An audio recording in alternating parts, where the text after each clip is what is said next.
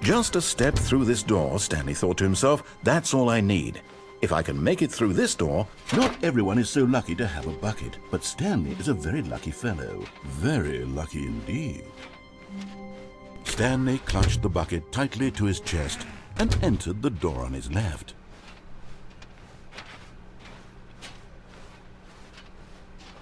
Still no one was here.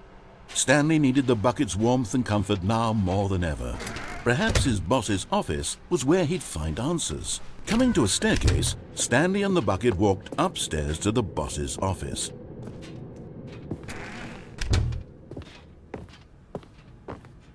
Stepping into his manager's office, Stanley was once again stunned to discover not an indication of any human life. Crushed by the... But Stanley guessed the correct code by sheer luck. Was it that the bucket knew all along? Was the bucket guiding him?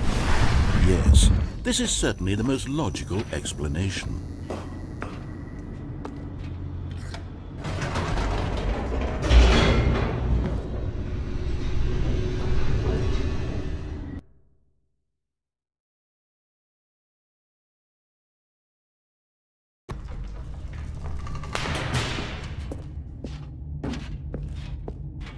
Stanley and the bucket walked straight ahead through the large door that read, Mind Control Facility.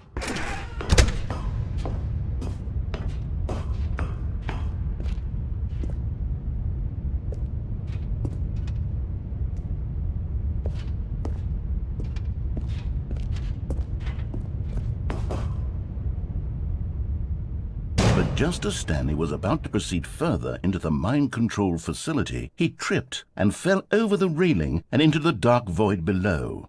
Thankfully, he fell directly onto the bucket, which safely cushioned his fall. Now, what to do next? Stanley wondered. Stanley and the bucket could find no way out of this enormous pit, and so eventually they decided that the best thing to do would be to simply get comfortable down here. So they set up a little couch and relaxed. It really wasn't so bad down here, a bit cold perhaps. After some time had gone by, they installed a few shelves as well, and a sort of kitchenette that was useful for when the bucket was craving paninis.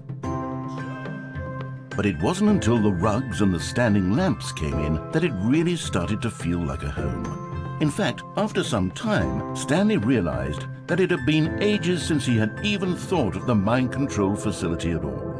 He'd never gotten to fully explore what was up there, never been able to unearth the many mysteries of the mind control facility.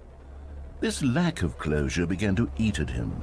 Soon he was dwelling on his regrets, and the state of their home slowly decayed as Stanley became withdrawn and neglected the cleaning. It unsettled the bucket deeply. Stanley wasn't usually like this. The bucket tried to reach out to him again and again, but to no avail. All Stanley could think about, all he could talk about, was going back, doing it over again, staying on the path. It was a mistake to leave the path. It was a mistake. It was a mistake. I need to do what the narrator says. I need to see the true ending. This made no sense at all to the bucket, which was simply trying to live its life down here as comfortably as possible. Yet Stanley was unconsolable. This isn't an ending. This is just a hole in the ground. The bucket sighed.